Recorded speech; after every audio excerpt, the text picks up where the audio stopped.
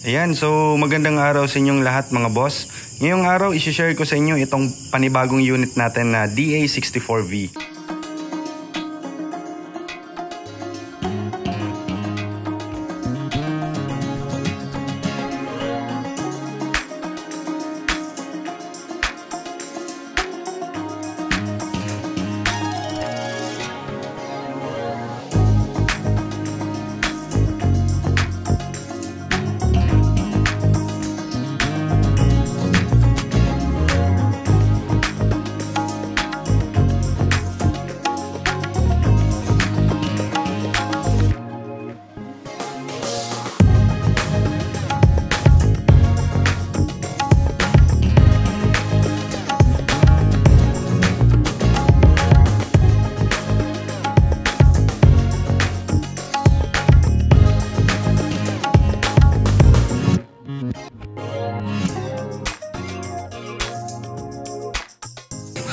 So nung dumating siya sa Japan, galing sa Japan dito sa Davao, yung body niya is totoong wagon talaga. Pero yung chassis niya is DA64B.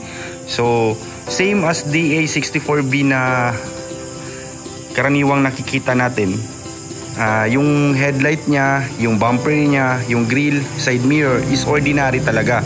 And sa loob is single seat or yung tinatawag nating straight seat, walang power window, walang auto slide. So K6A engine, non-turbo.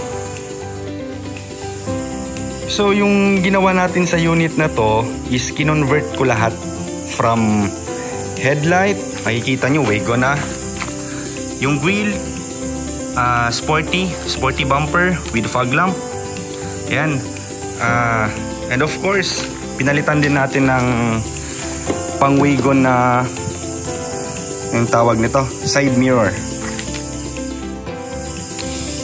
Interior niya naman mga boss, nung dumating sa dito galing sa Japan is wala talagang power window kahit sa harap. So pinalitan natin ng power window galing sa ibang unit natin. And of course, para magmukhang wagon talaga yung loob, nilagyan natin ng wagon na upuan, harap at likod. Ayan, so wagon na talaga siya lahat. Halos lahat na talaga is wagon. So from captain seat to power window, yung kulang na lang is yung panel gauge. May nakalaan na tayong panel gauge para dito. Interior naman, meron tayong nilagay na touchscreen stereo with backing camera, dashcam. And syempre, yung interior natin mga boss, yung upholstery, naka-upholstery pa rin lahat. From upuan, of course, meron tayong pillow para sa leg. VIP ceiling. Ayan, so captain seat na talaga lahat. And of course, sa likod, ayan, meron tayong back seat. Yung mga padding niya naka-upholstery na rin pati sa ceiling. Ayan. So yung taillight niya walang pinagkaiba talaga sa wagon. Yung body niya wagon talaga eh. Ayan, wagon. So yung kulang na lang sana natin sa likod is side skirt sa gilid, left and right. Tapos yung spoiler, of course, nilagyan natin ng OZ Racing 15 wrap around with Comforter tires. Ano ba size nito? 165 by 50 R15. So since color white yung OZ Racing rim natin, ginawa din namin color white yung rain visor niya para meron silang contrast. Ayan, so bagay na bagay. And yung mga chrome natin sa door handle, chrome pa rin para sa side mirror ng pang wagon. Yung disadvantage lang natin dito mga boss is yung since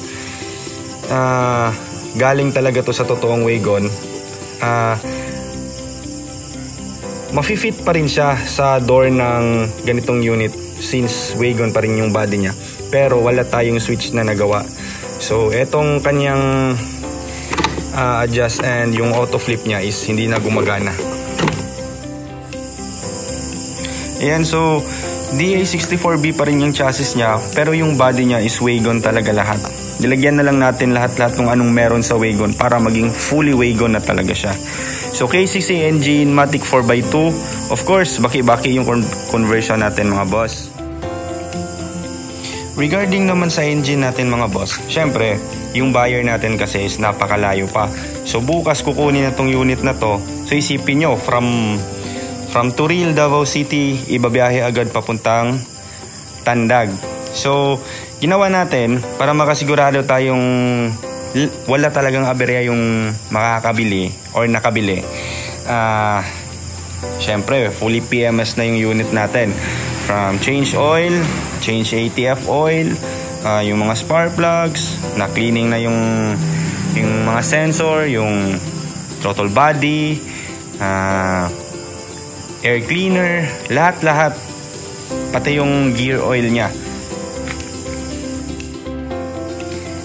At syempre, yung pangilalim natin, gaya ng stabilizer link, ball joint, lower arm, lahat-lahat na check na to. So kahit na igamitin to sa mga rough road, wala na tayong maririnig na kalampas.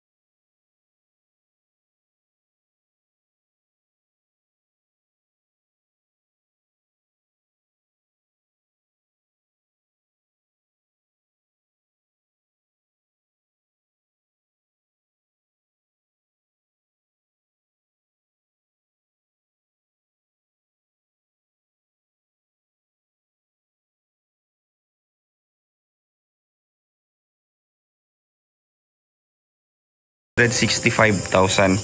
So napakaswerte ng buyer natin. Itong unit na to is nabenta na kanina from Tandag buyer natin. So binahe talaga nila galing Tandag papuntang Davao City. So sa mga gustong magtanong or magpa-quote ng setup natin ng mga ganito mga boss, pa-follow na lang ng page natin na KMJL Surplus Trading. And syempre, pa-like and subscribe na lang din sa YouTube channel natin na KMJL Surplus Trading.